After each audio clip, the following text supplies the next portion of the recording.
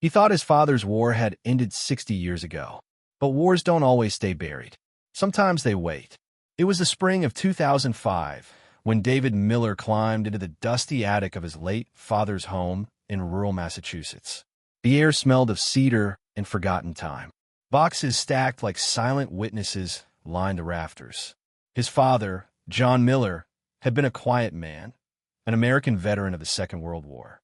Stoic, distant, the kind of father who built fences but never bridges. When David opened the first box, he expected medals, maybe photographs. He didn't expect a secret. Inside, wrapped in yellowed paper, was a small leather-bound diary, its pages brittle but intact. The handwriting, delicate, slanted, unmistakably European. At the top of the first page, one line stood alone, "To the man who taught me mercy in a world without it." David frowned. Mercy? His father had never spoken that word. He turned another page, and that's when the name appeared. Anna Weiss. A German name. A woman's name. The ink had faded, but the emotion hadn't. As David read, the attic disappeared around him. The diary's words bled across time, transporting him to a world where kindness was punished and compassion could be treason. Germany, 1945. The war was collapsing. Cities in ruins, soldiers surrendering by the thousands. Amid the chaos, one young woman was captured near Lübeck, her uniform marked with a red cross, not the symbol of power, but of healing. Her name was Anna Weiss, 26 years old, a field nurse for the Wehrmacht. She wasn't a soldier. She had no weapon. But to the Allied forces, she wore the enemy's colors, and that was enough.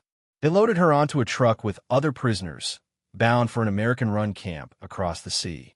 What happened next? What unfolded behind barbed wire and concrete would defy every rule of war, every moral written in a military code. Because in a place built on obedience and hatred, two people found something forbidden. Love. David didn't know it yet, but his father, Lieutenant John Miller, the guard assigned to that camp, had written his own kind of confession. Not in ink, but in silence. And now, 6 decades later, that silence was about to speak. The diary told of whispered words in the dark, of kindness exchanged through fences, of a bond that should never have existed, between captor and captive, between duty and heart. But it wasn't a fairy tale. It was a tragedy carved in history's shadow. Each page, David turned unraveled another layer of the man he thought he knew. Who was his father, really the American war hero? Or the man a German prisoner once called the one who taught me mercy? The answers lay buried beneath decades of guilt and silence, and one final secret sealed in that diary. But before we uncover it, we must go back to 1945, to the end of a world, to a camp where humanity fought to survive behind steel wire, to the moment Anna Weiss, a nurse from a defeated army, first locked eyes with a man who would become both her captor and her salvation. Because the story of what they shared and what they lost would echo across generations. This is not just a love story. It's a story about conscience, about the impossible choices made when the world goes mad, and about the truth that even in war, compassion is rebellion. This is the story of the German prisoner who fell in love with her guard, and the son who discovered the truth 60 years too late. Spring 1945. The snow outside Lübeck had begun to melt, leaving the roads slick with mud and surrender. The war was bleeding out, but the dying hadn't stopped. In the chaos, a convoy of German medics tried to move the wounded toward the west, hoping to surrender to the Americans rather than the Soviets. Among them was Anna Weiss, her hands still trembling from the last field surgery she had performed under shell fire. The Red Cross patch on her sleeve was torn and filthy, but she refused to remove it. It was the only thing left that reminded her she had once been a healer, not a soldier. When the Allied patrol found them, rifles raised, Anna didn't resist. She simply raised both hands, her fingers still stained with iodine. To them, she was another part of the defeated machine. To her, captivity felt almost like mercy. She was tired of stitching flesh that would die by dawn. But she had no idea that her next battle would not be for survival, It would be for humanity itself. The prisoner transports rolled into Camp Devens, Massachusetts, weeks later. Barbed wire glistened in the pale morning light. The camp buzzed with orders shouted in English, boots striking mud, the metallic rhythm of discipline. Anna stepped off the truck, clutching a small satchel. All she owned now was a rosary, a pair of scissors, and a single photograph of her younger brother, missing somewhere on the Eastern Front. She pressed the photo to her chest, as if it could still protect her. The American guards looked at her with suspicion that bordered on contempt. To them, every uniform meant complicity. Another one, someone muttered. But one man, tall, clean-shaven, maybe in his late 20s, hesitated. His gaze wasn't hateful. It was curious. His name tag read Lieutenant J. Miller. He made a note on his clipboard, but didn't bark orders like the others. When Anna tripped in the mud, he was the only one who reached forward, then stopped himself halfway, realizing that touching a prisoner was against protocol. That night, Anna lay awake in the barracks.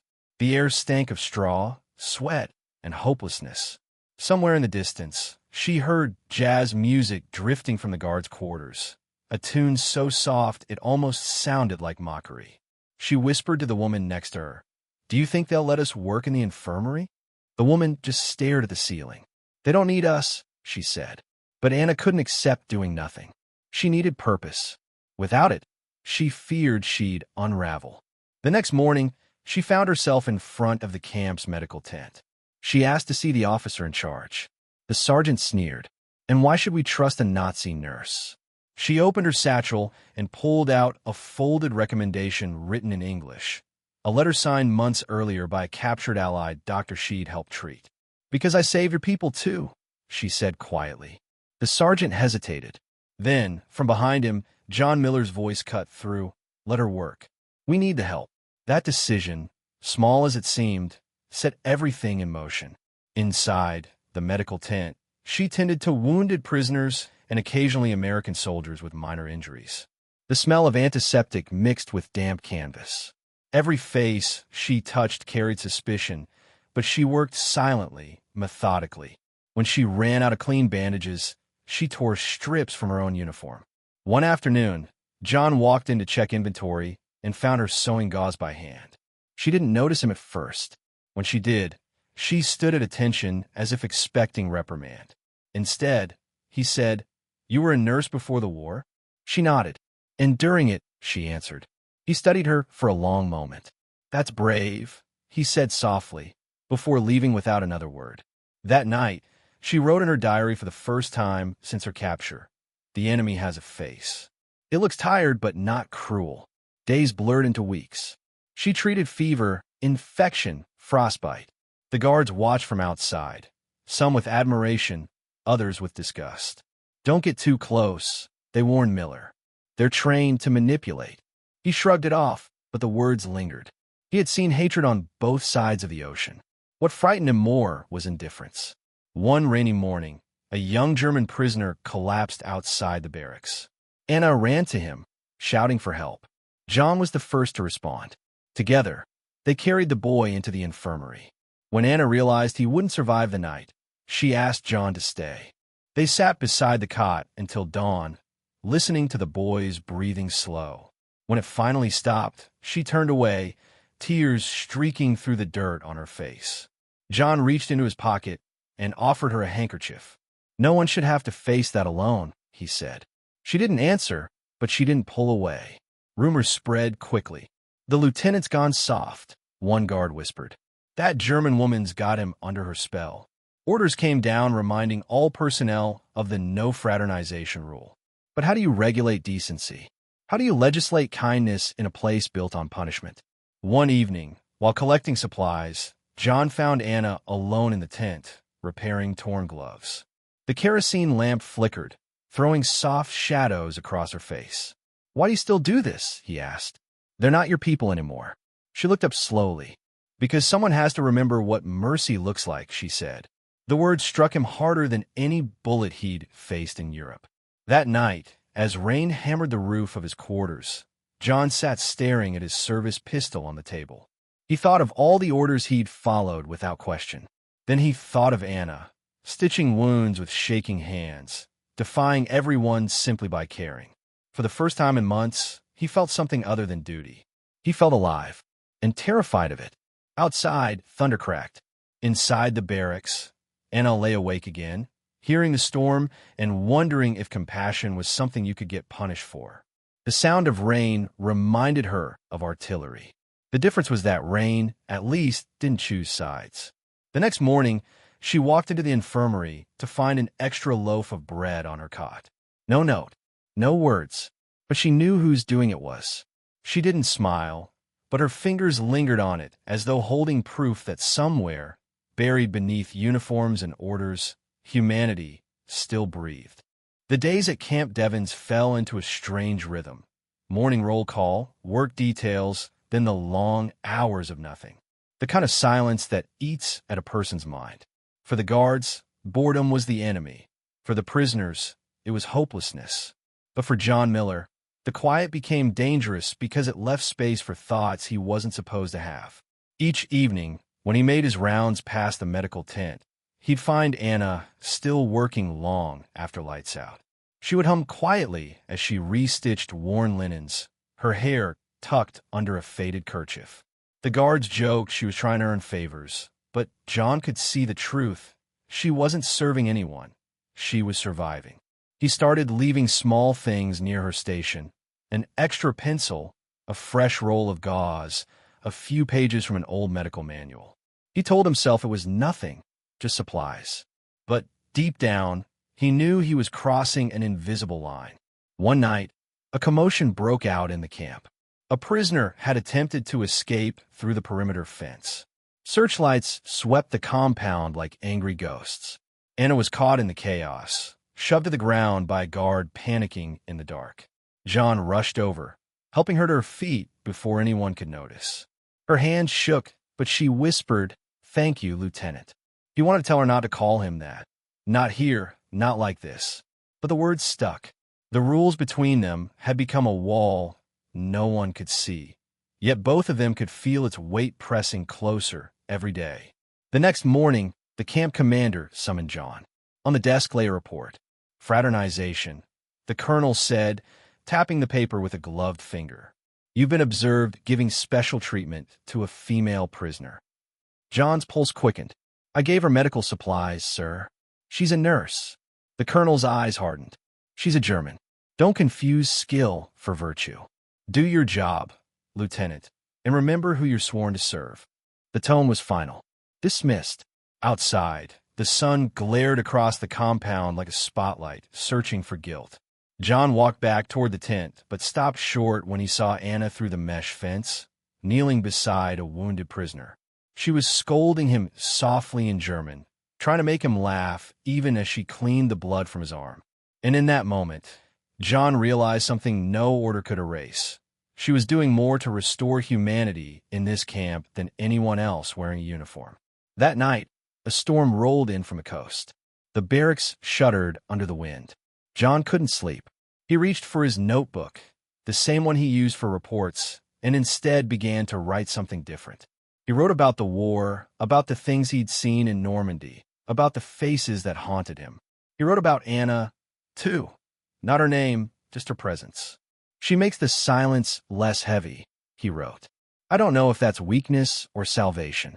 He tore the page out, folded it, and tucked it into his jacket pocket, unsure why. The next day, when Anna entered the tent, she found a small note tucked inside one of the supply boxes. It read, in clumsy German, "The war doesn't end when the guns stop. Sometimes, it ends when we forgive ourselves." She looked around, but no one claimed it. She didn't need to ask who had written it. Weeks passed. Trust formed in glances more than words. When Anna struggled to translate a medical form, John would quietly help, pretending to review inventory. Once, he brought her a cup of hot coffee during an inspection break. She hesitated before taking it, whispering, "If someone sees us, then they'll think I don't like cold coffee," he replied, trying to smile. It was the first time she had laughed since her capture. That sound, soft and genuine, haunted him later that night more than any gunfire ever had. But kindness had a price. Another guard, Corporal Hayes, noticed the exchanges. He was the kind of man who loved rules because they made him feel powerful. One afternoon, he cornered John near the mess hall. "You think no one's watching, Lieutenant?" Hayes sneered. "You're protecting a kraut like she's a saint. Maybe you forgot which side you're on." John's voice was calm but sharp. "You're out of line." Hayes leaned closer. "Or maybe you're just another fool who wants to play hero to the enemy." The next day, Anna was reassigned, ordered to work in the laundry barracks, far from the medical tent. When she arrived, the guards told her it was for disciplinary reasons. She said nothing, just nodded, folding the new workload into her silence. But that night, John found a way to visit under the pretense of inspection. "They said I wasn't needed anymore," she murmured, her hands red from boiling water. "You were needed more than they'll ever admit," he answered. For a moment, the world outside that dim room disappeared. Just two people, standing between obedience and something far more dangerous, understanding. Outside, Hayes watched from the shadows, his cigarette glowing like a tiny accusation. He'd seen enough to make trouble. The next morning, John was called before the commander again. This time, the threat was clear: one more act of insubordination, and you'll be relieved of duty. "We're not here to make friends. Remember that." John saluted, turned, and walked out. But in his gut, a question burned. When did decency become disobedience? That night, unable to sleep, he walked the perimeter fence. Through the darkness, he saw her, Anna, sitting beneath the watchtower light, writing in her small diary. He didn't call out, didn't move closer. He just stood there, listening to the scratch of her pen. He didn't know that the words she wrote would survive him, or that decades later, his son would find them and finally understand who his father truly was. At that moment, there was only the sound of wind and the faint rhythm of her handwriting. Two people caught between orders and conscience, knowing one truth no one dared to speak. Sometimes, mercy feels more dangerous than war itself. The summer of 1945 arrived with heavy skies and a silence that felt wrong. The guns had stopped, but the war still lived inside everyone. Some prisoners smiled again, dreaming of home. Others stared through the wire, waiting for orders that never came. Anna was still at Camp Devens, her hands always busy, her mind never resting. She worked quietly, obediently, but inside her chest something had shifted, a longing she didn't fully understand, and a fear that she did. One morning, she was summoned back to the infirmary. The doctor in charge, weary from endless paperwork, told her they were short-staffed. "You're needed again," he said. When she walked through the tent flaps, she froze. John Miller was there, standing by the supply table, pretending not to notice her. For weeks, they had avoided each other under the weight of rules, but now the war itself was fading, and those rules felt like relics too. He greeted her with a nod, professional, distant, but his eyes betrayed him. They had the same exhaustion she saw in her own reflection. They spoke only when necessary, but words weren't needed. Silence had become its own language between them. Every motion, handing a bandage, measuring a dose, cleaning a wound, carried a quiet understanding. That night, while she logged medical reports, she found another note tucked between the papers. This one wasn't written by a soldier's hand, but by a man's heart. "If peace ever comes, I hope it remembers people like you." She folded it, hid it in her diary, and tried to ignore the warmth that spread through her chest. But war doesn't let anyone love freely. Not yet. Rumors again began to stir. Hayes, the same guard who had threatened John before, whispered poison into the commander's ear. "She's manipulating him," he said. "He's losing control." Suspicion spread through the ranks like smoke. One night, John was pulled from duty, questioned for hours. They demanded to know why his prisoner logs were incomplete, why his section's rations always seemed short one loaf of bread. He said nothing. The silence cost him. He was reassigned to outer perimeter patrol, far from the medical ward, far from her. Anna noticed his absence immediately. Days turned into weeks without seeing him. She didn't know if he'd been discharged, punished, or worse. Her work felt mechanical again, like stitching ghosts instead of men. She wrote in her diary, "They have taken the only face that looked at me without hatred." Then, one afternoon, a truck arrived. Orders had come for prisoner transfers. Some were being released, others relocated. Anna's name wasn't on the list, but a strange feeling gnawed at her. She went to the tent one last time to check supplies and found something waiting for her, a locket, small and silver, resting on her cot. Inside was a cross. No note, no name, but she knew who had left it. She clutched it in her palm, her heart pounding as if to imprint its memory forever. That night, while the camp slept, she stood near the fence and looked toward the watchtower. For a brief second, a flashlight blinked once, then twice, a signal, not regulation. She smiled faintly. It was the first time she had felt seen in months. Days later, the war officially ended. Across Europe, nations cheered, but in Camp Devens, everything felt uncertain. The prisoners didn't know when they'd go home. The guards didn't know what to do without an enemy. The line between guilt and forgiveness blurred. Then came the order. All remaining POWs were to be processed for repatriation, except a select few. Anna was among those labeled of interest. She didn't understand why until she overheard two officers speaking.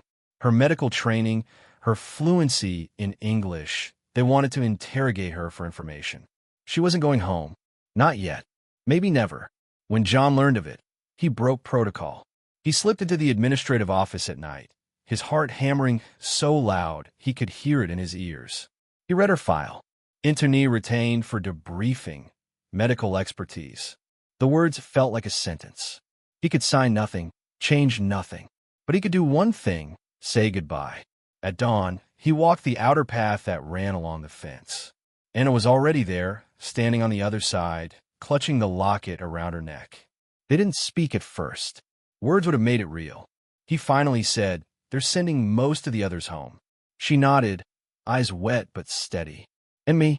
she asked. He hesitated. Not yet. The wind carried their silence between the wires.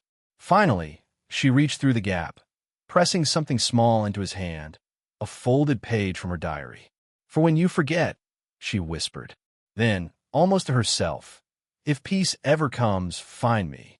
He wanted to tell her he would, that he'd cross oceans if he had to. But the words stuck in his throat. The whistle blew, guards approaching. He stepped back, slipping the page into his pocket as if it were contraband, because in a way it was. Mercy was contraband here. She watched him turn away, his figure fading into the mist. That was the last time they saw each other. Years later, when Anna was finally released, she returned to a Germany she no longer recognized. Cities flattened, memories buried under rubble. She carried her diary with her everywhere, its pages filled with notes, sketches, fragments of the man who had once looked at her without hate. She rebuilt her life, became a nurse again, healing children this time, not soldiers. But at night, when she opened that diary, she could still hear the sound of rain on the barracks roof, the murmur of a forbidden voice asking, "Why do you still do this?" And every time she touched the locket, she whispered the same answer. Because someone has to remember what mercy looks like. She didn't know that, across an ocean, the man who once guarded her still carried that same locket's twin, hidden in a box, locked away from his family, from history, from himself. But secrets have a way of waiting. 60 years later, the past returned with the sound of a creaking attic door. Dust rose like smoke as David Miller pulled the string for the single bulb. The light flickered, revealing decades of silence boxed in cardboard and wood. His father's things, military jackets, letters from the army, medals dulled by time.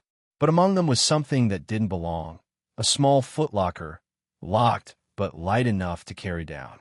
He found a key taped beneath an old photograph. When the latch clicked open, the smell of old paper filled the room. Inside were medals, a folded American flag, and at the very bottom, a diary wrapped in cloth.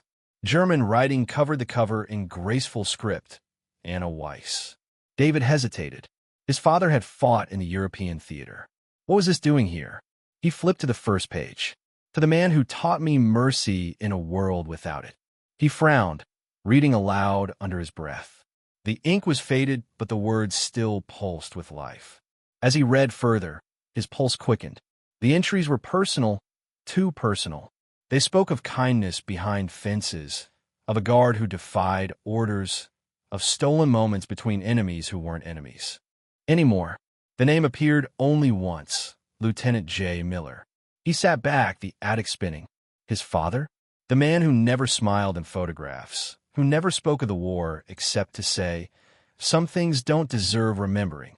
David read until the words blurred. The diary wasn't a soldier's account. It was a confession written by a woman who had been taught to hate but learned to hope instead. Each page felt like stepping into someone else's heart. He brought me bread when I had lost my faith and hunger. He spoke to me as if I was not a prisoner, but a person. I could not let myself love him. And yet, every night, I prayed for his safety. The sound of rain against the roof brought him back. He looked around the attic, suddenly feeling the weight of two ghosts, one who had written, one who had kept it. Downstairs, the kitchen clock ticked softly. He brought the diary to the table, spreading its pages like a map of another time. Some pages were stained with watermarks, tears, maybe. Others had pressed flowers, brittle and brown. He found an envelope tucked between the last pages. On it, in his father's unmistakable handwriting, "If I am gone, let her words speak." He didn't open it right away. Instead, he stared at it for a long time, remembering his father's silence, his distant eyes. All those years, David thought the quiet was grief for fallen comrades. Now he wondered, was it guilt or something deeper? He finally tore it open. Inside were photographs, grainy, black and white, a woman standing by a barbed wire fence, another of her tending to a wounded man, face half-turned, and one more, a silver locket lying on a folded handkerchief. David turned it over. The back was engraved with two letters, AW inside the diary, one final entry waited. "I do not know if he will remember me. The world is changing. Perhaps that is good. But if he ever finds peace, I hope he knows he gave me back my soul." The words hit like a whisper from another century. David leaned back, the clock ticking louder now. How much of his father's life had been built on a memory he could never speak aloud? He needed answers. The next day, David began his search. He contacted the local historical society, the Veterans Archives, even German Red Cross records. Most had never heard of Anna Weiss. But one archivist in Berlin wrote back. There was a nurse by that name. Captured 1945. Held at Camp Devens, USA, released 1947. Died in Hamburg, 1983. He stared at the email for a long time. Then he booked a flight. On the plane, he kept the diary in his lap. A flight attendant offered to store it overhead, but he refused. He didn't know why, but it felt like holding something sacred, something fragile, too easily lost again. When he arrived in Hamburg, he followed the records to a small nursing home that no longer existed.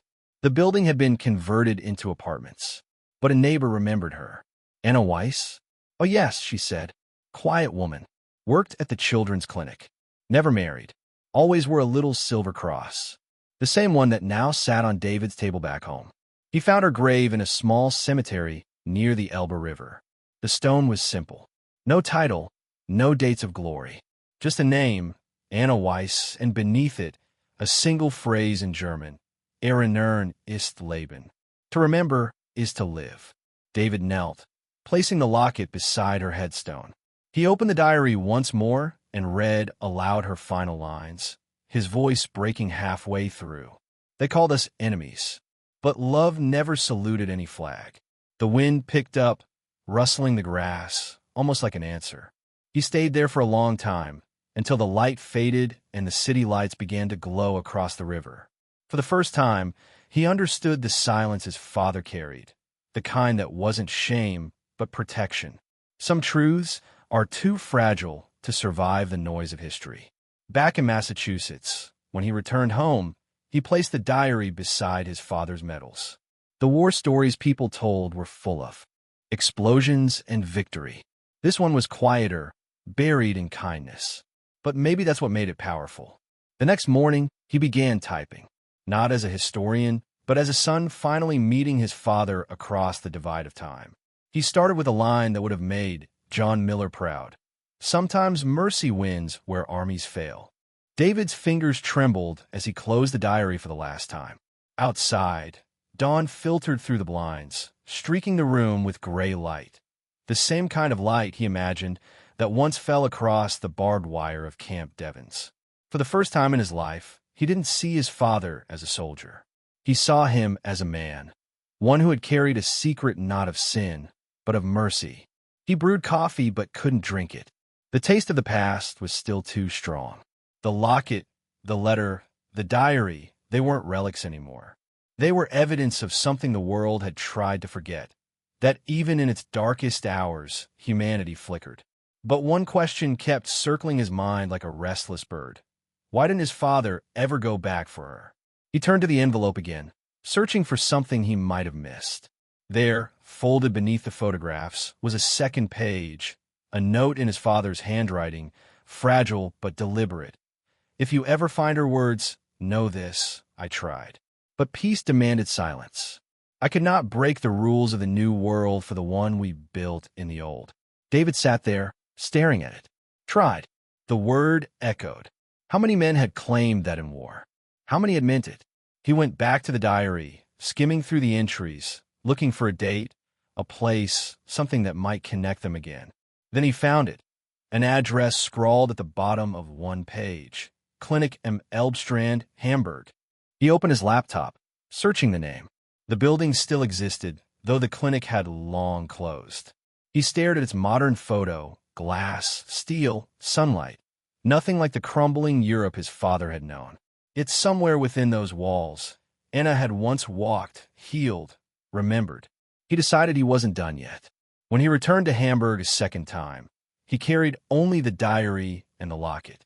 He walked through the old district near the river, where cobblestone streets hummed with life.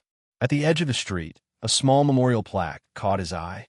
It listed names of nurses who had served in post-war humanitarian efforts. Near the bottom, in faint lettering, Anna Weiss, 1919 to 1983, for those who healed even when the world was broken. He touched the plaque with his fingertips, tracing the letters. Behind him, the river moved quietly, same as it always had, indifferent to the passing of nations, but not to memory. He took out the locket and opened it one last time. Inside was a tiny photograph, his father, younger, smiling faintly. He realized then that Anna must have hidden it there. She had carried him with her, just as John had carried her diary home. Two keepsakes, separated by oceans, now reunited in his hands. He looked up at the gray sky and whispered. He remembered. For a moment, the city noise faded. Just wind, just time, just two souls, finally at peace through the son who became their bridge. He placed the locket beneath the plaque, pushing it gently into the soil. As he did, he remembered Anna's last line, written with trembling hands decades ago. They called us enemies. But love never saluted any flag. He stood there for a long while, watching people pass, tourists, locals, unaware that they were walking over a forgotten kind of battlefield. Not one of bullets or blood, but of forgiveness. Later, at the airport, David glanced out at the clouds and smiled. He had come to Germany chasing history, but what he found was humanity. And maybe that was the true inheritance his father had meant to leave him. Not medals, not stories of glory, but proof that compassion survives even the cruelest chapters of human nature. When he landed back in Massachusetts, the first thing he did was visit his father's grave. The morning air was sharp and clean. He set the diary down beside the headstone, pressing his hand to the cold stone. I found her, he said softly, and she forgave you. I think you forgave yourself, too. He didn't expect an answer, but in that moment, a breeze swept through the trees. Light, fleeting, but there. And it felt like an echo, like two ghosts finally whispering their goodbye. He smiled faintly, his eyes glistening. Rest now, Dad. I'll keep the story safe. As he walked away, the camera of life seemed to pull back from the grave, the trees, the morning light, until all that remained was the faint rustle of leaves and the distant hum of a world that had learned to move on. Because in the end, history doesn't remember who fired first. It remembers who chose to stop. And sometimes mercy, quiet, uncelebrated mercy, is the greatest victory of all. In every war, There are stories that never made it into the textbooks, stories of humanity hidden between the gunfire. If this story moved you, share it. Because sometimes remembering the quiet acts of mercy is how we win the peace all over again.